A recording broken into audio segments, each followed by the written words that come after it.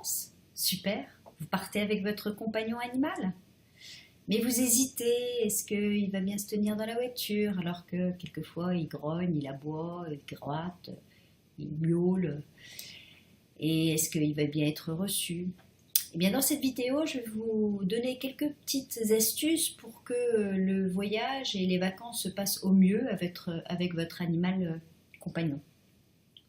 Je suis Marie-Catherine Barre, cothérapeute animal, et je vous propose de vous guider jusqu'à l'alliance nouvelle entre le peuple humain et le peuple animal, et ainsi de vous aider à vous connecter plus profondément à l'essence même de l'être. Donc vous êtes un peu inquiet. Le voyage en voiture risque d'être pénible. Est-ce qu'il va être reçu dans les établissements dans lesquels vous devez vous arrêter? Donc comment faire pour faire simple? Eh bien d'abord le prévenir. Le prévenir, c'est-à-dire lui expliquer avec des mots images que vous pourrez revoir dans la vidéo que j'ai postée déjà sur comment communiquer au mieux avec son animal. Donc le prévenir de ce qui va se passer, de là où vous allez aller, de la longueur de temps en voiture. Vraiment le prévenir pour qu'il puisse lui-même se préparer à ça. Ensuite, la deuxième chose à faire, c'est que quand on a un animal tout petit, c'est la première chose à faire, c'est l'emmener partout, chez des amis, au restaurant, à l'hôtel, pour l'habituer dès le plus jeune âge à aller dans une multiplicité de territoires différents. Ensuite, pour les voyages même en voiture, la même chose, déjà l'emmener le plus souvent possible en voiture pour qu'il s'habitue tout de suite au bruit, puisque c'est tout de même quelque chose de stressant, au bruit, aux images, à ce mouvement de voiture qui se déplace.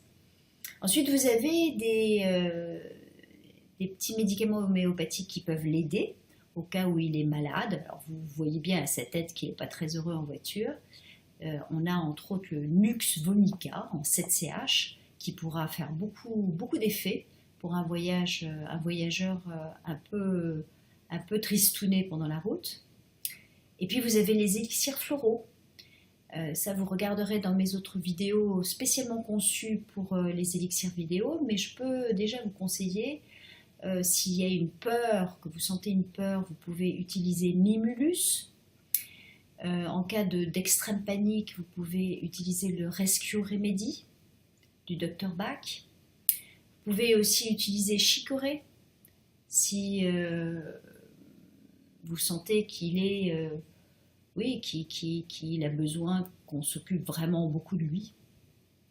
Voilà, ça c'est des étapes, des choses très simples. Qu'est-ce que je pourrais vous dire encore? Évidemment, beaucoup d'eau sur la route. Beaucoup d'eau, plusieurs étapes pour le rassurer. Et surtout, n'oubliez pas vous-même de prendre un élixir floral pour vous calmer s'il vous semble que vous avez trop d'excitation ou de peur ou de mal-être, car vraiment, considérez que l'animal est le reflet de vos émotions. Donc à chaque fois qu'il est pas très bien, il faut que vous recherchiez en vous-même l'émotion correspondante. Quant aux établissements et les hôtels ou les restaurants où il peut être reçu, je peux vous conseiller d'aller voir le site 30 millions d'amis. Ils ont mis au point un répertoire de tous les endroits où vous pouvez aller librement avec votre animal compagnon. Voilà les quelques conseils très pratiques que je peux vous donner. Maintenant, lors d'une prochaine vidéo, je vais vous parler des vacances sans lui. Comment faire pour qu'il ne soit pas trop stressé par votre départ. Donc, si vous voulez regarder ces vidéos, surtout abonnez-vous. Et si vous pensez que ça peut intéresser l'un de vos amis, eh bien, partagez. Merci.